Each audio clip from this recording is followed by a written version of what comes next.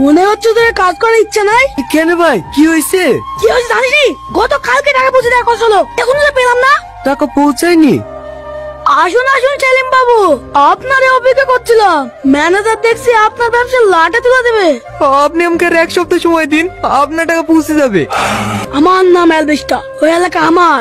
ওখানে কাজ করতে হলে আমার পারমিশন নিয়ে কাজ করতে হবে। ভদ্রভাবে বলছি, 1 ঘন্টার মধ্যে টাকা আমার কাছে চলে আসে। আর যদি না আসে, ওখানে কাদের কথা বলে যান।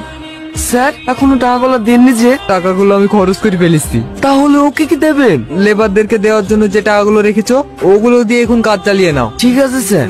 কি অত চিন্তা করছো বলো তো? ও কিছু না, 1 গ্লাস পানি নিয়ে এসো। গলাটা যেন কেমন শুকিয়ে যাচ্ছে। তোমার সাথে একটা কথা ছিল। আমার একটু শরীর খারাপ করছে, তোকে একটু পরে ফোন করছে মা।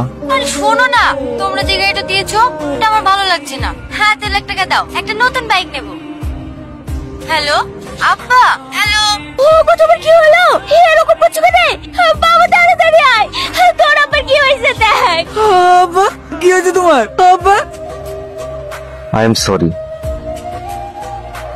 আব্বু তো আমাদেরকে ছেড়ে চলেই গেল। এখন যাতে কোনো ঝড় ঝামেলা না হয় তাই একটা কথা বলছিলাম। বল। আব্বা যা জমি জায়গা টাকা পয়সা আছে সেগুলো আমাকে আর ভাইকে ভাগ করে দাও। সি সাথে সি, তোকে আমার বোন বলতে ঘৃণা লাগছে। আব্বু যদি এই পরিবারের বেশি কাউকে ভালোবেসে থাকে